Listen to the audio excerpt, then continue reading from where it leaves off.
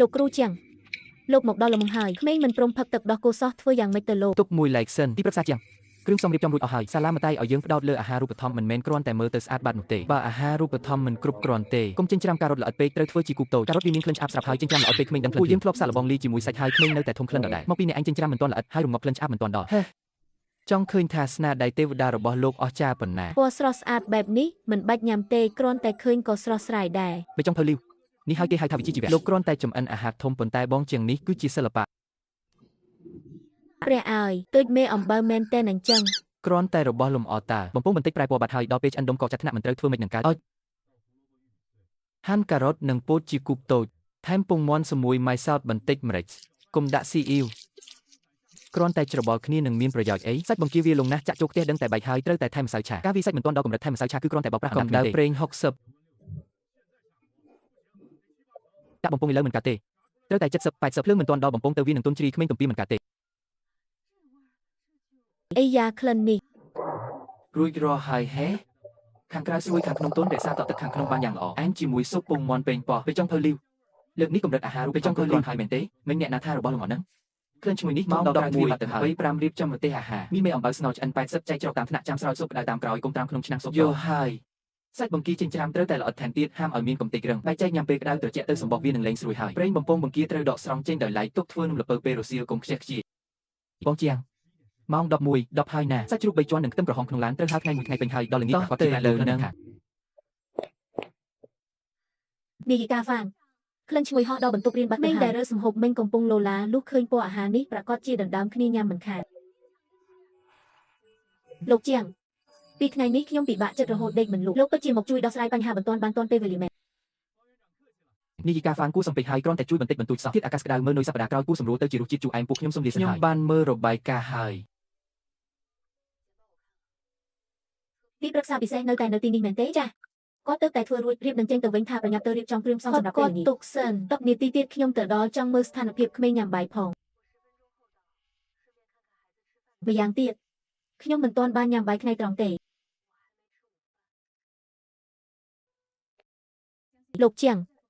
សុំទោសផងណាលោកប្រធានសិនកំពុងមកទីនេះចង់ជួបលោកជាពិសេសគាត់មានអាការៈមិនសូវស្រួលខ្លួនបើគាត់សួរនាំរឿងអាហារូបត្ថម្ភខ្ញុំខ្លាចឆ្លើយមិនត្រូវសូមរំខានលោកបង្អង់យូរបន្តិចបានទេ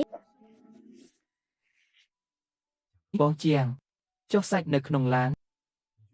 អញទៅចាំក្នុងឡានទៅបើកម៉ាស៊ីនត្រជាក់ផងមួយផ្លែទៀតបងចុះទៅហើយលោកប្រធានសិនអញ្ជើញមកហើយ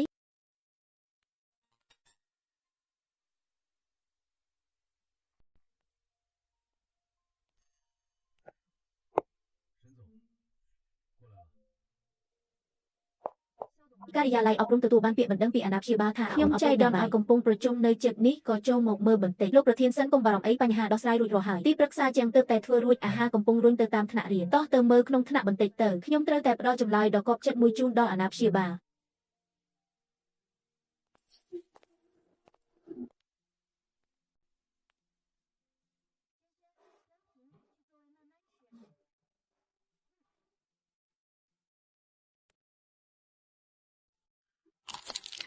អាយ៉ានំប្រកិតសាច់នេះឆ្ងាញ់ណាស់តា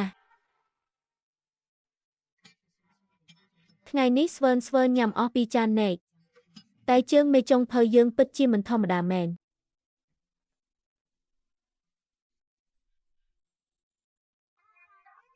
ប៉ាម្ហូបនេះប៉ាជាអ្នកធ្វើមែនទេរត់ប្រយ័ត្នដួលណាឆាប់ទៅអង្គុយទៅវិញទៅអ្នកមីងមកហើយអ្នកមីងតែអ្នកមីងត្រជាក់ម្លេះទុយដៃប៉ាពេឈឺអញ្ចឹងពិបាកក្នុងខ្លួនមែនទេ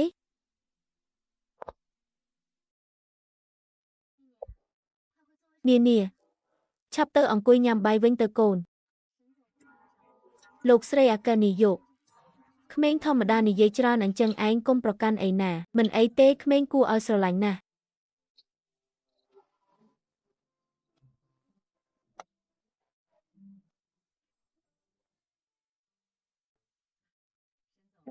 លោកស្រីអាកានីយកសិនតើមុខម្ហូបទាំងនេះមានបញ្ហាអីមែនទេពិតជាមានមែនបញ្ហាក្មេងមិនសូវញ៉ាំមិនមែនមកពីរសជាតិមួយមុខទេគឺសុខភាពជាចម្បងមើលតែភ្នែកមិនដឹងទេខ្ញុំត្រូវតែភ្លក់ដោយផ្ទាល់ខ្លួនឯង លោកស្រីគិតគូបានល្អិតល្អន់មែនអ្នកគ្រូមីជួយយកចាននិងចង្កឹះមកមួយឈុតមកមួយទៀតការផ្លាស់ប្ដូរមុខម្ហូបប្រចាំរដូវក្តៅជាការងារវែងឆ្ងាយចាប់ពីស្អែកទៅបើមានមុខម្ហូបថ្មីខ្ញុំនឹងមកសាកល្បងដោយផ្ទាល់ចាស់យល់ហើយពួកយើងនឹងរៀបចំទុកជាមុនលោកទីប្រឹក្សាជាងខ្ញុំក្រពះមិនសូវស្រួលញ៉ាំអាហារខ្លាញ់មិនបានទេសូមជួយធ្វើអាហារពិសេសមួយឈុតដាក់ខ្លាញ់តិចស្រួលរំលាយនិងដាក់ក្នុងចានរក្សាកម្ដៅផងនៅទីនេះត្រជាក់ម្ហូបឆាប់ត្រជាក់ណាស់ លោកស្រីអគ្គនាយកសិននិយាយអីហ្នឹងដឹងយ៉ាងច្បាស់ថាគាត់មានបញ្ហាក្រពះញ៉ាំអាហារទ្រលាន់មិនបាននៅរោគលេសធ្វើអាហារបើឲ្យគាត់ទៀតមកចាំខ្ញុំយកទៅឲ្យអ្នកគ្រូទៅមើលក្មេងទៅប្រយ័ត្នពួកគេឆ្លុះ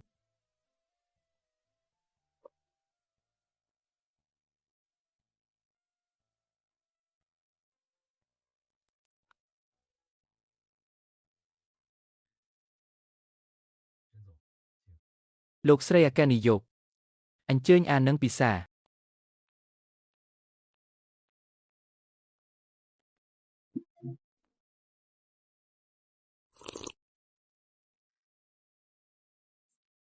ប៉ាកូនចង់ញ៉ាំស៊ុបទៀតទៅរកអ្នកគ្រូមីទៅកូនតែញ៉ាំបានតែចានទៀតទេណា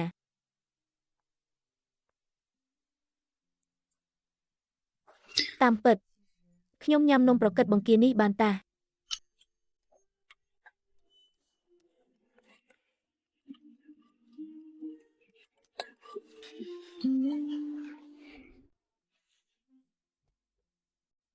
ក្តៅណាស់វាយ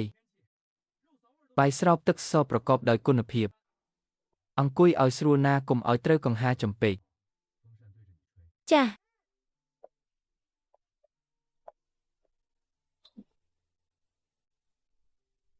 លឿនឡើង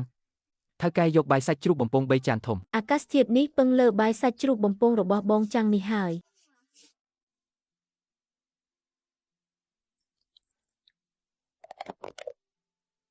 អូននានាថ្ងៃនេះស្អាតម្លេះជំរាបសួរពូជំរាបសួរមីង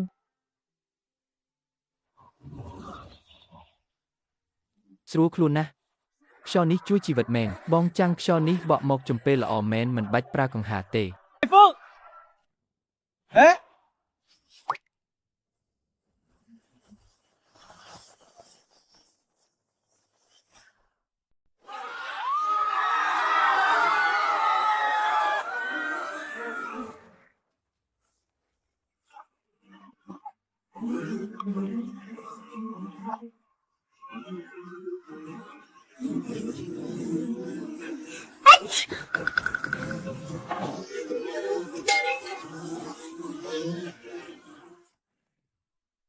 ញ៉ាំមិនកើតទេ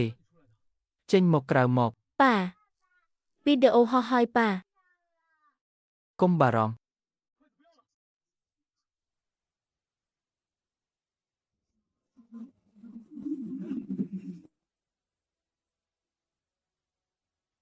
កុំខ្វល់ពីរឿងគ្រឿងផ្សំចាប់ដំបូលឲ្យជាប់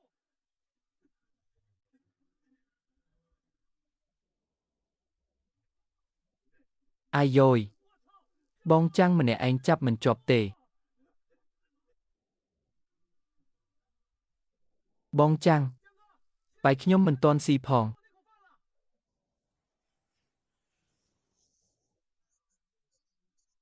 ចាប់ដំបូលឲ្យជាប់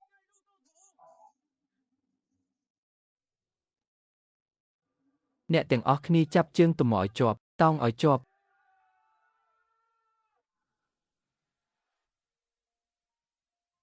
អរគុណអ្នកទាំងអស់គ្នាណាយប់នេះពិតជាកក់ក្ដៅក្នុងចិត្តមែនលើកក្រោយមកញ៉ាំបងថែមសាច់ឲ្យពេញចានហ្មង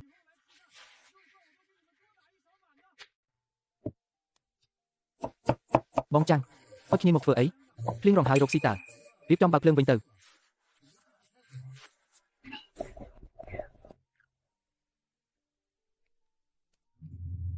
អំបាញ់មិញត្រូវភ្លៀងសម្លៀកបំពាក់សាមជក់អស់ហើយត្រឡប់ទៅវិញច្បាស់ជាផ្ដាសាយមិនខាន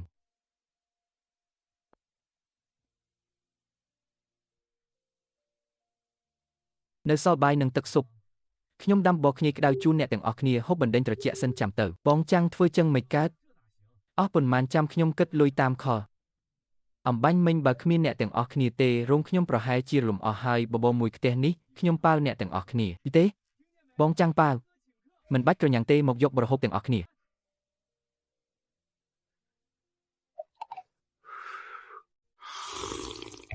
អេមមែនវាយបបរដាំជាមួយទឹកស៊ុបខាប់បែបនេះឆ្ងាញ់ជាងហាងធំទៀត ប៉ាប៉ានាងចង់ញ៉ាំដែរ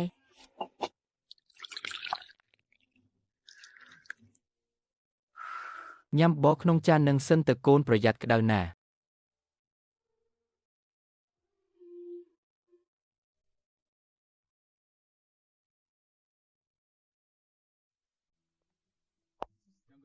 បងជាងអញ្ចឹងពួកខ្ញុំទៅមុនហើយណាបានបបរក្តៅមួយចាននេះស្រួលខ្លួនបន្តិចបងជាងអរគុណច្រើនហើយជួបគ្នាស្ដេច សុំទោសរំខានបន្តិចណា នាយករងលីយកមេឃភ្លៀងអញ្ចឹងហើយមិនក៏អ្នកនាងមកដល់ទីនេះ លោកប្រធានសិននៅក្នុងឡានគាត់មិនទាន់បានញ៉ាំអីទេចាប់តាំងពីថ្ងៃត្រង់មកក៏ចង់សួរថាតើនៅសល់បើបន្តិចបន្តួចដែរទេ បងជាងជំងឺកូវីដរបស់លោកប្រធានសិនបងក៏ដឹងដែរឆាតក៏មានចំណងអាហារខ្លះលោកប្រធានចង់បានតែបបរមួយចាននេះទេសុំទោសផងអស់បបរហើយនៅសល់តែបាយនិងសាច់ទេ តាមពិតលោកប្រធានសិនចង់ញ៉ាំបបរគ្នាមួយឆ្នាំនោះទេ បងជាងបងកាន់ឆ្នាំងនឹងធ្វើអីមិនមែនទុកញ៉ាំខ្លួនឯងទេអី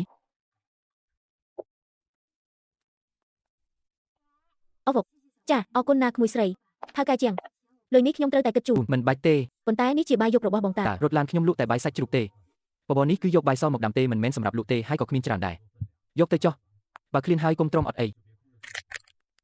នាយករងលីទឹកចិត្តបងជាងគឺអញ្ចឹងហើយយកទៅប្រញាប់យកទៅឲ្យលោកប្រធានសិនទៅប្រយ័ត្នត្រជាក់អស់ អរគុណច្រើនហើយថៅកែ ប្រញាប់រៀបចំទៅនាំនាងទៅផ្ទះដូរខោអាវ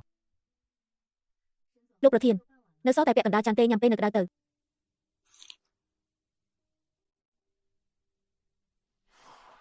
លោកប្រធាន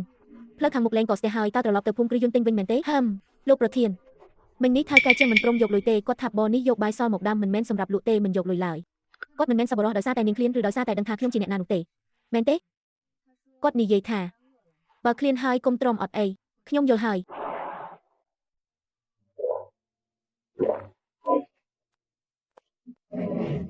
លេងអីហើយដាំទឹកខ្ញីផឹករួចគេងមួយភ្នែកទៅ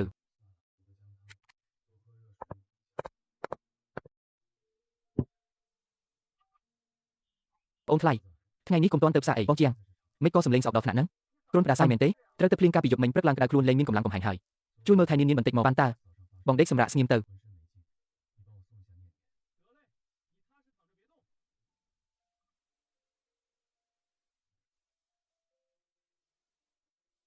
ប៉ាថ្ងៃនេះ ប៉ាកាត្រូវទៅភ្លៀងគ្រុនផ្ដាសាយហើយប្រយ័ត្នឆ្លងកូនថ្ងៃនេះឲ្យពូដេញជូនទៅសាលាមត្តេយឲ្យណា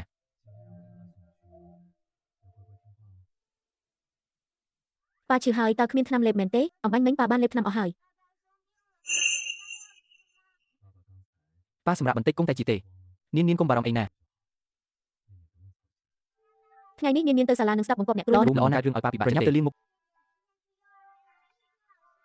ពិបាកប្រញាប់ទៅលាងមុខដុសធ្មេញទៅកូនខោអាវប៉ាដាក់នៅលើក្បាលក្រែហើយជំរាបសួរអ្នកគ្រូនីកាកាលពីយប់មិញត្រូវតែភ្លៀងឡើងក្តៅខ្លួនថ្ងៃនេះមិនអាចទៅចំអិនអាហារបានទេសួស្ដីអ្នកទាំងអស់គ្នាសូមទោសផងដែលធ្វើឲ្យយប់មិញត្រូវតែភ្លៀងគ្រុនក្តៅខ្លួនថ្ងៃនេះសូមឈប់សម្រាប់មួយថ្ងៃមែនទេដឹងបងជាចាំជាសះស្បើយមិនបើករួយមកវិញក៏ឆ្នាំគេដែរមានច្បាស់ជាត្រជាក់ហើយប្រញាប់លេបញ៉ាំសម្រាប់នេះដែលបានបារម្ភគ្រាន់តែផ្ដាសាយតូចតែទេមិនអីទេសូមអ្នកទាំងអស់គ្នាធ្វើការដោយរីករាយជួបគ្នាស្ដេច